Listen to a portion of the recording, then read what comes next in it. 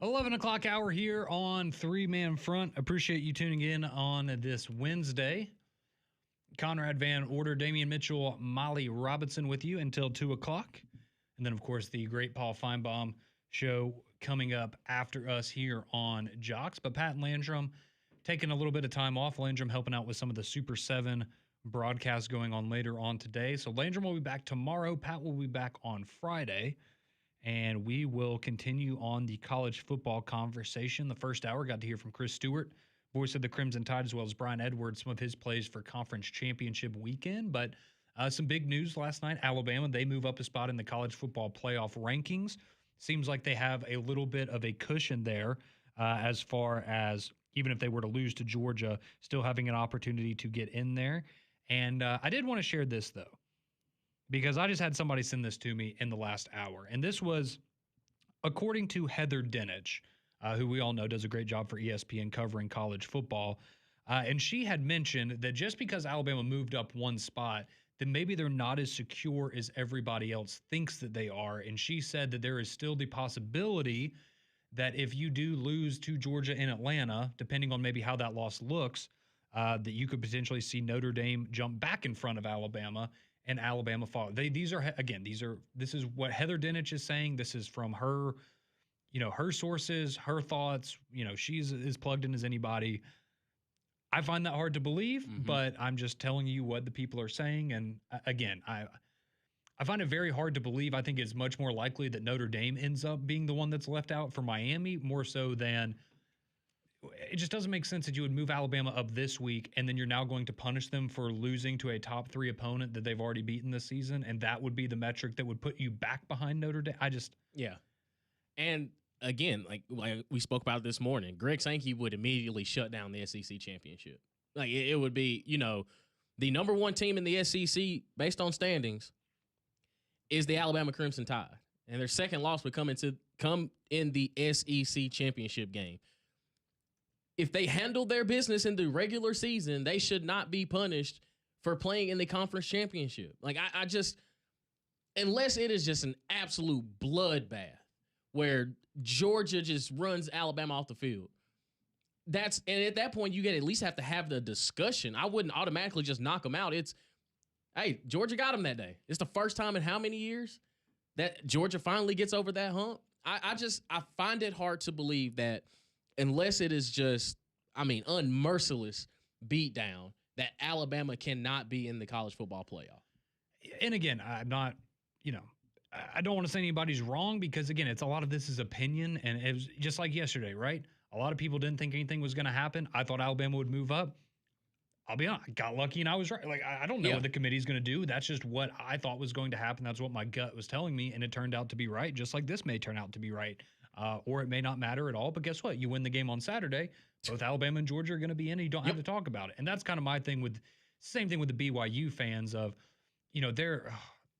they become very obnoxious on social media because they love to talk about, well, we've beaten more 6-6 or better teams than anybody else. I don't give a damn how many 6-6 teams you beat. How many teams you beat that are ranked? We lost one game to the top 5. Yeah, and you got blown out of the water. And if it happens again, why would I want you in a playoff when you've gotten 2 chances against a playoff caliber team and you don't even deserve to be on the same field as them? So must be soaking season. Anyway, must be.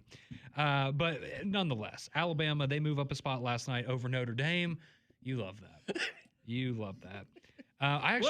Molly, what's the problem? I used that joke on somebody a couple days ago, and they did not know what it meant, and then I had to explain it, and I was like, this isn't fun anymore. No, it's not. It's not. It's not fun having to explain what that is. Google is your friend if you don't know what we're talking about. But Alabama, they move up one spot last night. Auburn, they announced they're retaining DJ Durkin as defensive coordinator. So good news on both sides of the coin yesterday if you're an Alabama or an Auburn fan. And that's continuing today because it is early signing day. I know it doesn't have the luster that it used to. I think we all understand that, but it's still a big day. And especially for a program like Auburn, right, where you have a new head coach coming in. What is he going to be able to do in terms of building relationships? We saw on Sunday after he was hired, Alex Golish meeting with recruits, already trying to forge those relationships, and some of them we will see if they pay off. So let's just tell you right now where things currently stand for both programs, and then we'll kind of get into some names to keep an eye on it and things of that nature. So right now, If you're looking at On3/Rivals, they have now combined their recruiting database. Alabama currently sits as the fifth. They have the fifth best recruiting class in the country, according to On3. And Auburn, they started off the day, but they've already moved up a little bit. They're up to 51. So they were in the 60s last night. They're now up to 51. Alabama is at number 5. If you look over at 247 and their recruiting rankings, Alabama now number 3. They started the day at number 2, but they're now behind USC and Oregon overall. So Alabama is the third best class according to their information. And then if you look at Auburn, as we scroll down a little bit, 247 not quite as friendly towards Auburn. They have them 60th in the country right now. But I will say, Auburn right now has 13 commits. You compare that to, for example, USC, who has the number 1 class right now. They have 35. Oh, boy. So we're talking, 35% of what USC has committed. That's what Auburn's working with now. So again, I know we talked about this last year. It's one of those things where, are they going to finish 60th? No. Now, are they going to finish in the top 5? Probably not, but I think it's very reasonable to expect a top 15 class for the Auburn Tigers when all is said and done. So that's where things sit as of right now. Yeah, and when you look at Auburn, and we've had this discussion over the years, especially with Hugh Freeze, especially early on, it's the quality over the quantity. Like, the number may not be that high, but the quality of player, because we've seen a lot of these guys that have panned out rather quickly when they got to Auburn too. The Cam Colemans of the world. I would say Perry Thompson in a quotation mark. Like, he's in there. Yeah. When you look at the number and when he was recruited there to Auburn, and I think when you don't have to get too worked up about where you are right now, because again, there's another cycle that happens in February, and then that'll be the end all be all. But for Alabama, it's just rinse and repeat. The brand is going to sell itself. And, we joked about it this morning on Morning Jocks. It's, everybody was saying that Kalen DeBoer was going to struggle on the recruiting trail. I think he's all right there. I think the product and the on the field has not wavered in any way.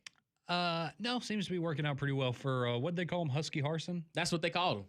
It's crazy, isn't it? Seems to be working out pretty well. He seems to be happy here as well, which maybe we'll get into that later because that continues to be a narrative that's out there. But getting back to Auburn, so some of the news that you've gotten today, Shadarius Tootle, he has officially signed with Auburn. That's a big get there, a 4-star linebacker for there. You've already gotten a Mary Flip miss from USF as one of their quarterback commits, Reese Brush.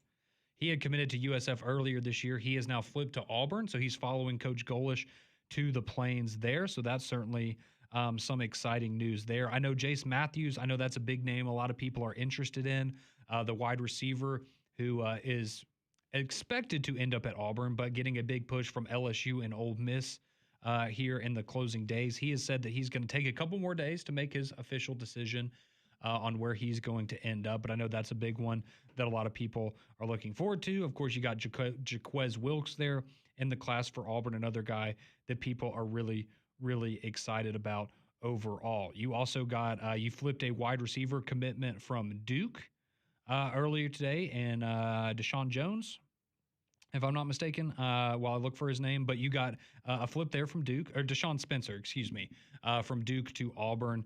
He is a 5'11", 170-pound receiver from Saraland. So a local product here that is now going to be joining Auburn on the Plains. You also got them flipping a Alabama commitment in Brian Williams, who was a 3-star receiver. Not Ryan, but Brian.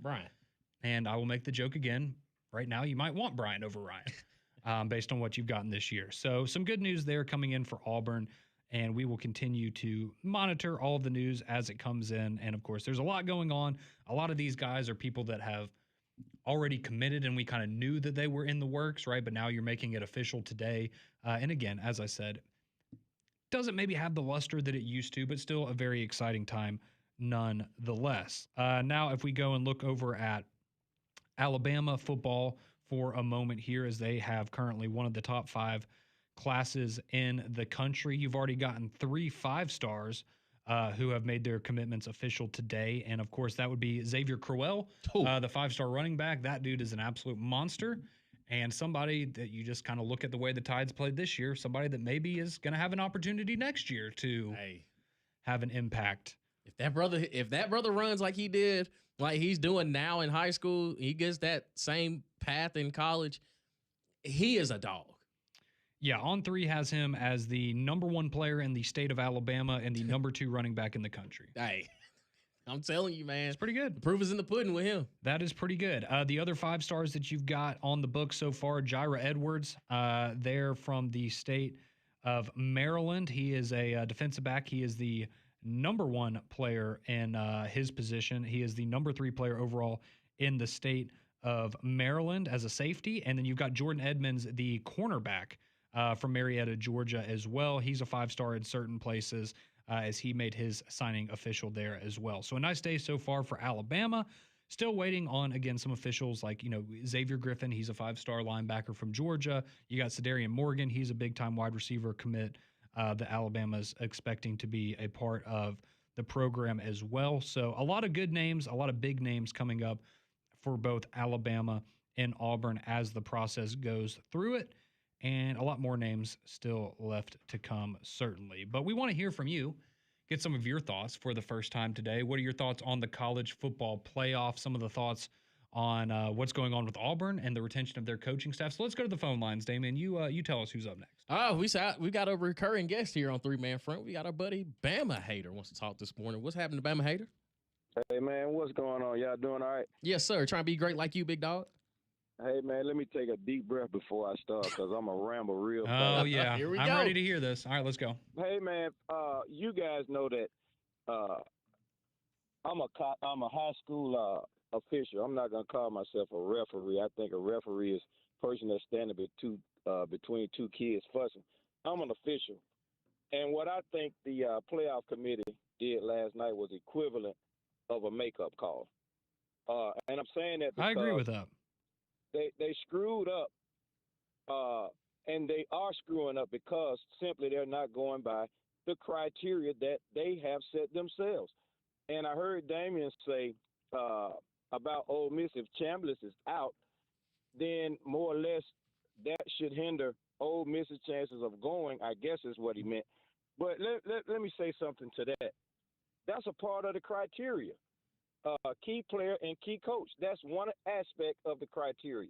Now, when it happened to Florida State, they were left out when their quarterback got hurt, 13-0. You guys know the story. But then they turned around last year. Carson Beck was hurt, a SEC quarterback at the time. They allowed Georgia in. He was a key player just like the Florida State coach. And also, a key player and key coach, Lane Kiffin is not going to be there. That's part of the criteria. And then I keep stating, like opponents, we have beaten Notre Dame in 4 areas of like opponents, as well as head-to-head. Both of those are parts of the criteria. Now, if you're not going to go by the criteria, why do you have a criteria? When teams meet the criteria, you still punishing them, in my opinion, because of name brand, past championships, blah, blah, blah. I don't think it's fair to the teams that they expect to be 12-0, 13-0, or 11-1 to get a playoff spot when you're affording other teams 2 and 3 losses and you want to justify it by whatever you want to justify it with to get those teams in. I just think it's totally unfair to the kids, just like it's unfair that Kiffin left his team high and dry. I think it's unfair how the committee keeps doing certain teams that may qualify for the playoffs. I mean, it's just unfair all the way around, and it all comes back to money. Who can produce the most revenue, the biggest name brand for games and TV ratings? That's what it's all about. See, okay, and I understand a lot of your frustrations. I would push back on what you just said, though, because did they not leave Alabama out of the playoff last year? Were they not the first team out? Don't you think that would have helped the bottom? I mean, again, I'm just saying if that's your argument, I get why you're frustrated, but they had an opportunity to do that last year and they didn't. Right, and I understand that. But last year, Alabama had 3 losses before the Iron Bowl, so that can't be an example, in my opinion. Why not? They were the first team out of the playoff. They were on the bubble. And see, just like I heard you guys say, where I know some people out there are saying Auburn was a 5-win team. Yes, they were. So now you're elevating Alabama for beating Auburn as a 5-win team, and you want to justify it by it being the Iron Bowl and a rival game. but they were still a 5-win team. Oh, I'll give you that one. I think it's just like, I mean, I brought up the example earlier when they were giving Indiana respect for their win over a bad Penn State team this year. They were giving them credit for them beating a team that they thought was good at the beginning of the year, but they ended up not being that good. So I agree with you on that. I do think it's a little bit ridiculous there. I'm curious. Let me ask you this real quick because this is my. I don't know if you heard this, but I said this earlier on the show. This is my personal opinion. If Texas Tech wins the Big 12 championship, I think that Miami will get in the playoff. I do think they will jump them up over. Okay, you think that'll happen too? I agree with that. And because if they lose, then they'll have to move down. That'll move us up right behind Notre Dame, which I don't think they should hold that against us because on the field, once again, by the criteria, we beat them head to head. Let me give you one more example before I go. Just put Miami's resume, our resume, put our logo on Alabama's helmet. Will Miami be in the hunt right now? Well, you're in the hunt right now. No, we're not. We're out. You're in the hunt. You're in the conversation. No, I do not think that's the case because Alabama has a better resume than Miami, as they do right now. I don't think if you had two unranked losses like Miami does, which y'all do, and that was Alabama, I think they would be in the same spot that Miami is in right now. That's my personal opinion. But thank you, Bama Hater. We appreciate you chiming in here. We got other people that want to share their thoughts on everything going on as well. More college football talk on the way here on Jocks.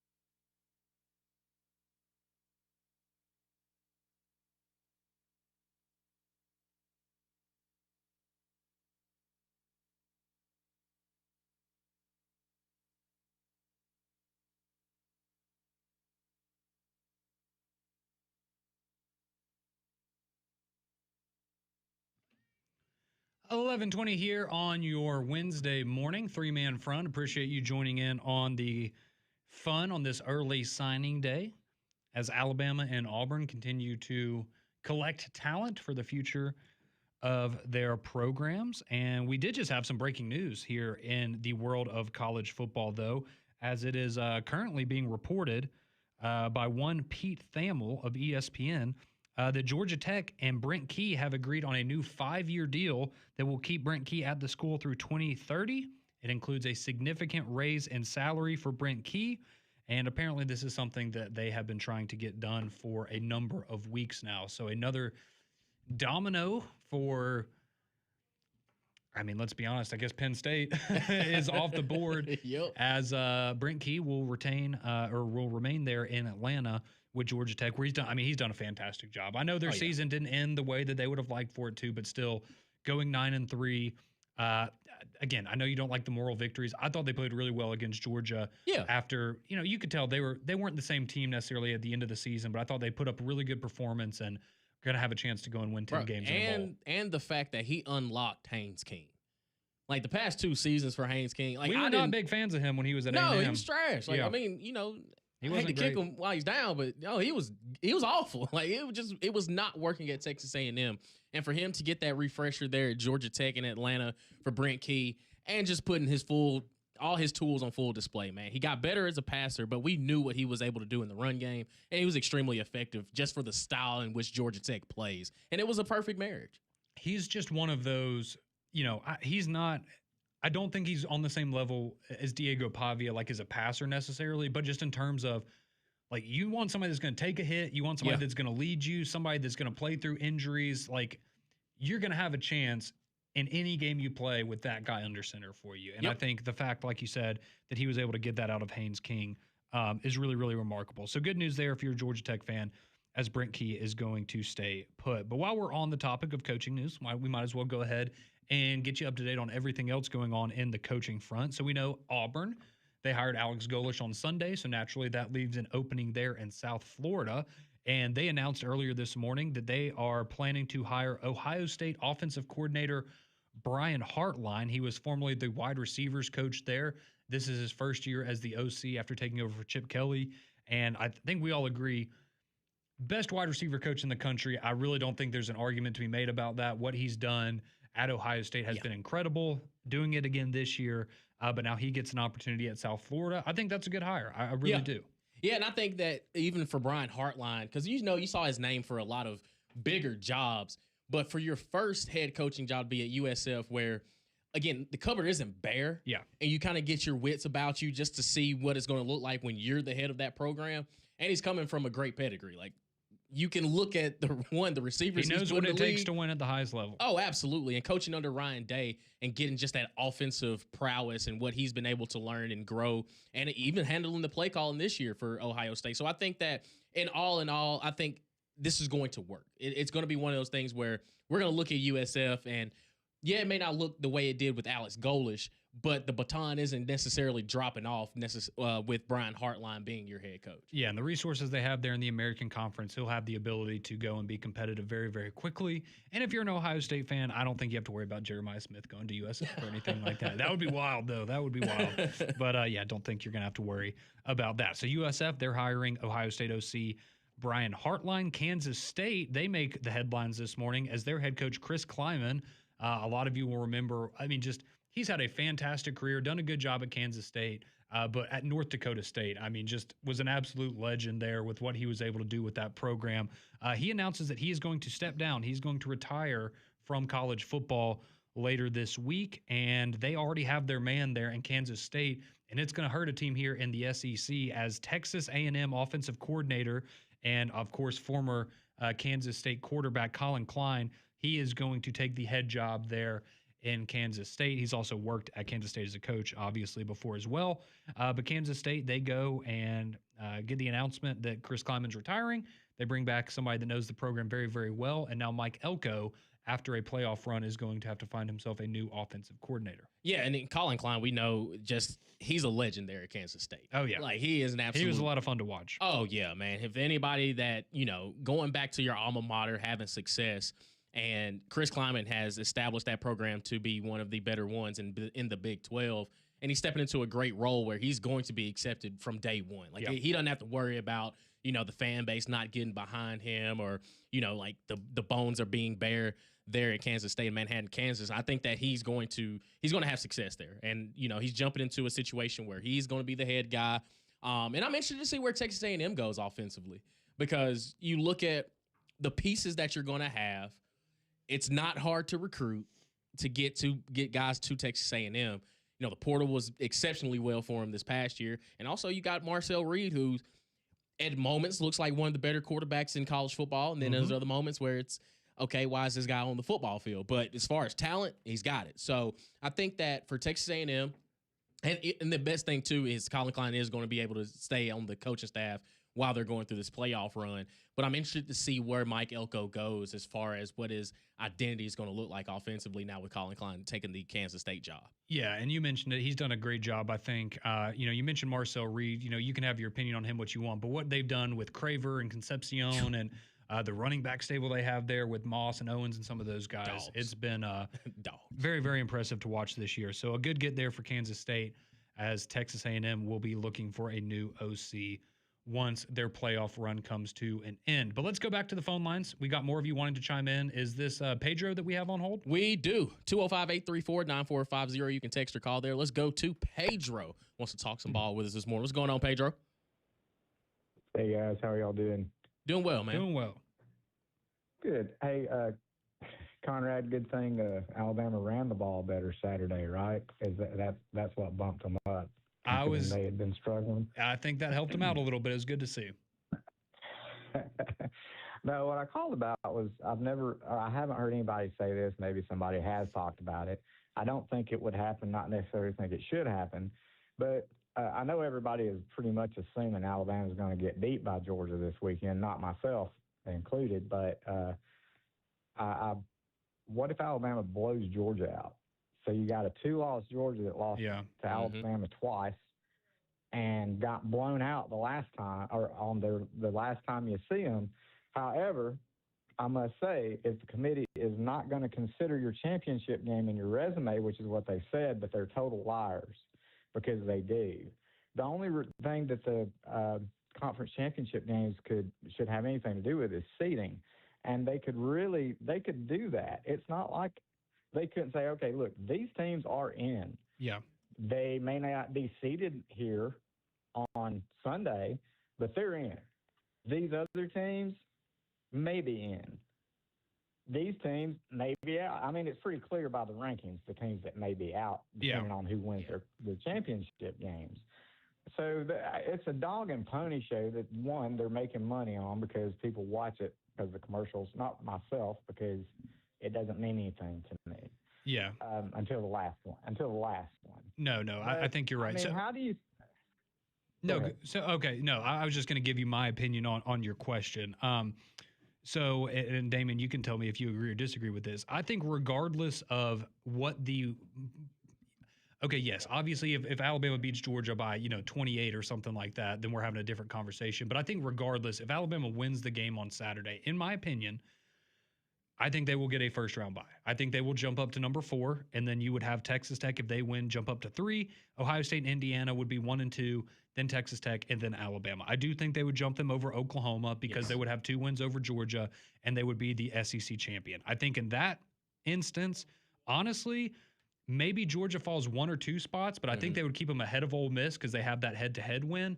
Maybe they fall behind Oregon to 5 or 6, but you're still hosting a home playoff game if you're Georgia in that scenario. But I think regardless of if it's a 3-point win or a 30-point win for Alabama on Saturday, if they beat Georgia, in my opinion, I know Greg said this last night on the show as well, they will get a first-round bye. Yeah, I agree with you 100%. I just don't know how you couldn't in that situation, because then they would have, quote-unquote, 2 of the best wins in college football, because at that point, Georgia was – the first time they played, Georgia was number 4, number 5, somewhere in the top 5, top 10.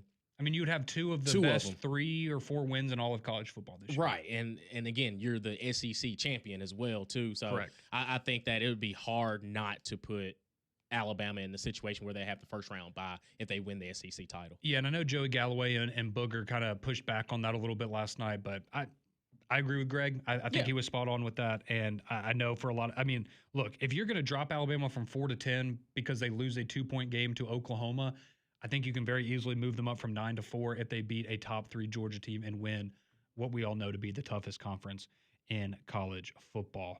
But there's still some smoke going around as we transition in the world of college football. Penn State is a program, Damian, that is having some tough times right now, not only trying to find a new head coach, but also on the recruiting ranking. So what's going on with Penn State? Some of you still asking about Kalen DeBoer. Is that a name to keep an eye on? We'll tell you just how bad things are getting in Happy Valley, and could they get better in the near future? Let's talk about that next here on Jocks.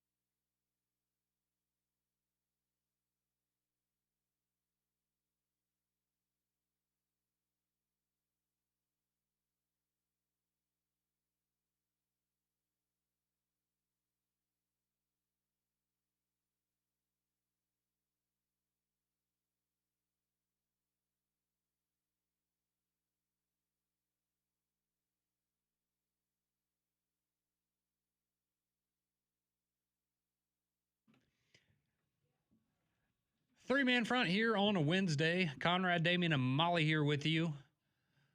We'd love to hear from you, 205-834-9450 on the Courtesy GMC text line, or you can call in 1-800-239-WJOX. We don't have another guest coming up for about an hour and a half, so we are happy to take your calls and your texts. We got to get to those as well, as we appreciate you sending in all of those throughout the show. But we're just giving you some of the latest college football coaching headlines as the big breaking news. Brent Key getting an extension, a new deal there at Georgia Tech, so he's going to stay put in the Atlanta area. And the reason that that's kind of interest and is a good segue to what I wanted to talk about here, that is the Penn State Nittany Lions, Damien, as they parted ways with James Franklin this year. The first coach fired. They came into the season. Some people thought they were the #1 team in college football. National championship aspirations, had made the semifinals last year, came really a couple plays away from maybe playing for a national title or even winning one. They wouldn't have beat Ohio State, but they would have played Ohio State for a national championship last year. And now James Franklin, the head coach at Virginia Tech. And Penn State, Damien, they don't have a coach. They got nobody. And every day that goes by, and as we read you these reports of USF and Kansas State and all these different programs that are making new hires, these are dominoes that are coming off the board for Penn State as you are trying to identify your next head coach. So the biggest one, as we have been reporting, was that Kalen DeBoer was of interest for the Penn State job. And yes, that smoke continues to be out there. The odds on him being the Penn State coach have fallen drastically, and I think we all understand that a lot of that was contingent on Alabama losing the Iron Bowl and the fan base revolting, and maybe he decides that he wants, he doesn't want to deal with that anymore. I think it's safe to say now he's pretty happy with the way things are, and it looks like he's going to be coaching a playoff team, and I never bought into it anyways, but each day that passes for Penn State, they get more desperate, and I think we all feel more secure that Kalen DeBoer is going to stay put. But Brent Key, maybe that was a guy that they were going to go and look after, right? And it seems reasonable. It seems reasonable. Good head coach. Like a no-nonsense kind of guy. Seems like he could maybe be a fit there. Well, he was 33-1 odds. I would say those have decreased in the last 10 minutes after we told you about the new contract there at Georgia Tech. But we'll look ahead of that. Matt Campbell, Manny Diaz, and yes, Kalen DeBoer, all 20-1 odds to be the next head coach at Penn State. Now, the three real candidates, let's be honest, these are the three guys that it's probably going to be one of these three. If it's not one of these three, dear God, watch out for Penn State. But Jeff Brom, he's currently 11-4 odds, plus 275 if you were to wager on that, the Louisville head coach. Okay. After that, this is who I think they should have hired all along, and maybe he's not totally sure about it, but if he is, I 100% hired this guy today, Brian Daboll. Oh, yeah. Former Giants head coach. He has 3-2 odds, so he's plus 150 from a gambling perspective. I think that'd be a home run. Yeah. Y'all agree? Yeah. Yes. No, I totally agree. I love Brian Daboll. I think and you don't have to worry about Russell Wilson coming back. He hated Russell Wilson. Do you like Russell Wilson anymore? I mean, no, but I just don't have the biggest of disdains when I got to work with him every day. Like, I ain't never seen a coach just like, oh my God, we have to go back to him. Well, Damien, the next time you want to talk to me, you can go through Molly and we can schedule an appointment for us to discuss, because that's how Russell Wilson treats his teammates, and he wonders why nobody wants him. But anyways, continuing on with Penn State, Brian Daboll, second best odds to get the job. And then Terry Smith, who is the interim head coach, he has the best odds. Might as well. Which, I mean, don't think that's going to excite anybody, but that would be the option. I was kind of surprised Jim Knowles, their defensive coordinator, that hasn't been brought up as a potential there, because, I would say he's easily a top 3 defensive coordinator. You could probably argue he's the best defensive coordinator maybe in all of college football. So kind of interesting there, but that's where Penn State currently sits right now. They were going after Kalani Sitake, as we know. BYU, they go and they put their money where their mouth is to retain Kalani Sitake. He's not going to Penn State now. Yep. That was, if you had been following along with this whole saga, the, I guess, kind of mystery candidate that we all thought they were alluding to Kalen DeBoer. It was actually Kalani Sitake. Yeah. And according to people familiar with Penn State and BYU, he maybe had led them to believe that he was going to take the Penn State job, and BYU then said, hey, how about we make your life a little sweeter here? And so they had kind of put their eggs in that basket, and that basket no longer exists. Right. And Crumbl Cookie stepped up. That too. I'm glad you brought that up. Just a quick side note here. Do you see there was a Crumbl cookie display today at a particular university. Utah? No. No. It was Virginia Tech. It was the dessert of choice. for James National Franklin Signing pulling the Day. Lane Kiffin. Out here playing with these boys.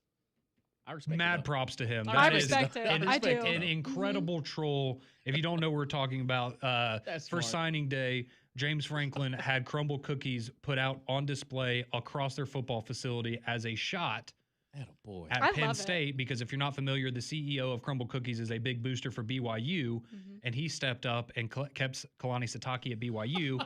So James Franklin taking a little shot at his former employer as they continue that. to look for representation. So that's where they stand right now in their coaching search. Things are not going well for them, but you might go, okay, well, surely they've been doing some work on the recruiting trail, and that will entice whoever the next head coach is. Maybe they'll have a good recruiting class to look forward to. So, Molly, have you seen where Penn State currently is in the recruiting rankings? Aren't they last? As in, like, all of college football last or just Big Ten? No, just all of college football. I think they're like 136. What? According to 247 Sports, as of 11:41 here on this Wednesday, Penn State has the 144th best recruiting class. Lord. They have 3 commitments. Oh no. Right behind Penn State, right behind Penn State in the rankings, North Dakota State at 145, and at 146, goes theirs, UAB. Ouch. Ouch. They are behind Ooh. Akron, Montana, Montana State, Missouri State, Ball State, Eastern Washington, MTSU, Sam Houston, Cal Poly, Harvard, UC Davis. These are all programs, Northern Arizona. These folks out here choosing academics over football. These man. are all programs that have a better recruiting class right now than the Penn State Nittany Lions. See, and again, it goes back to what we talked about with Auburn. It's the quality of those 3 commits that they have and not the quantity. That would be 2 4-stars and 1 3-star that they are currently holding commitments from right now. If you're Penn State, let's see here. We That's have tough. That's awful. we have a That's awful. well, actually, this is only saying 2 now. We have an edge rusher from Pennsylvania. Okay, and baby Abdul Carter. a 3-star defensive back from Baltimore. Okay. So that is They're too strong. well, hopefully this guy can show up to team meetings unlike Abdul Carter in the NFL. Hey, that's when he's in the league, man. Sorry, he's a professional. That was unnecessary. He is. Allegedly. So Penn State, safe to say things are not going well for them. And I bring all this up because we talked about during the coaching carousel, it felt like one school at least was really going to get left behind, and they were going to be going, man, I don't know if we made the right decision getting rid of our coach, because we just kind of saw the landscape around it and knew there's a lot of head coaching opportunities. There's a lot of names out there. Yep. But once these guys get snatched up, it's You going to are be slim pickings. And again, that's why I say if you can hire Brian Daboll today, I would 100% do that. I think he's a great coach. Obviously did well. We know him. He was the OC at Alabama. I thought he took the Giants to the playoffs in his first year as a head coach. I know that thing didn't end very well, but he's a great offensive mind. He's a Northeastern kind of guy. It would make a lot of sense. But Penn State right now, I think it's safe to say, of the whole coaching carousel, they are the one program that is probably having some regrets about their decision to part ways with James Franklin. And the near future of that program is not looking great, safe to say. Because where do you go? Like, you've struck out on everybody, essentially. And anybody that's probably worth anything on that roster, it's going to be really hard to retain those guys. Right. You looking around at the room of, dang, it's like Will Smith and the Fresh Prince of Bel-Air. Like, why don't nobody want me? Like, don't nobody want us? Like, what? You know, all we did was you lose to UCLA. Is that bad? UCLA has a new coach. Yeah. Congratulations. Well, I mean, I think. I'm just saying, there's a lot of people that have new coaches, and Penn State's not one of them. I know, but that's the thing, though. Like, this team, this time last year was getting ready for the Big Ten championship and a college football playoff run. And now you ain't got a head coach, and nobody wants to be there. So this is the situation that Kalen DeBoer is going to leave Tuscaloosa for? Right. Like, come on now. Come on. Penn State, man. Molly, they wanted Matt Rule.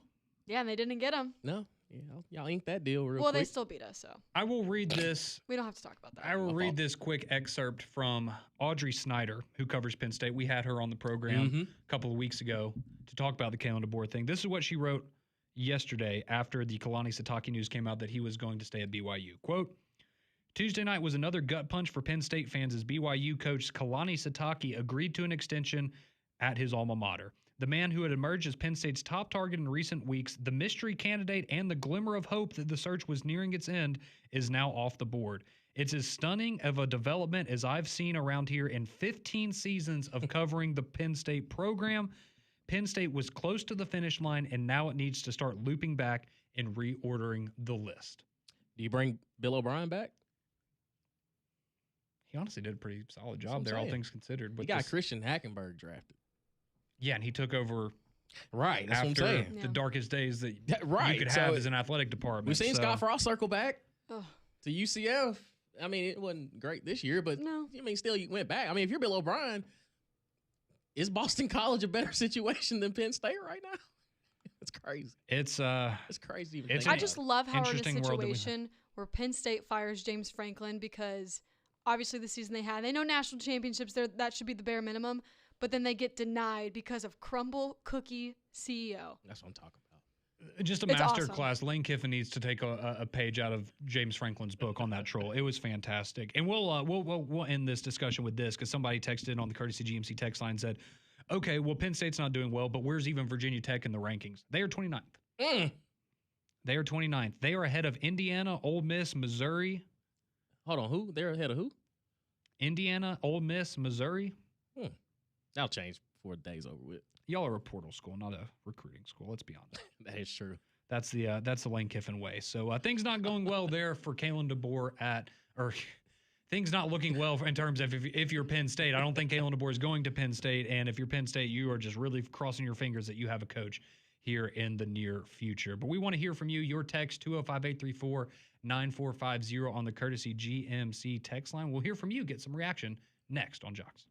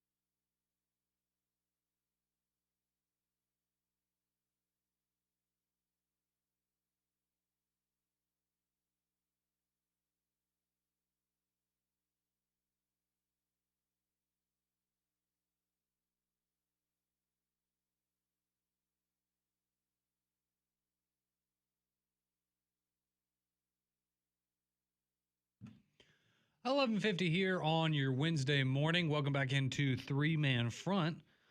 Let's get to some of your text and your phone calls as well. We'll start off on the text line, but we see you, Don and B Ham Dog. We will get to you here momentarily, but some of you wanting to chime in on the Courtesy GMC text line, 205-834-9450 on what we were just talking about with Penn State and Kalen DeBoer, as well as that name continues to be brought up in those discussions, but again, I think barring some sort of drastic change, I'm not buying it.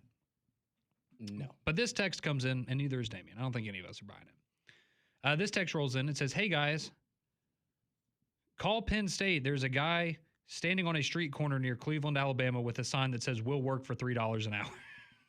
God almighty. Hey, put that back into the roster, all that money you save, right? Quick flip.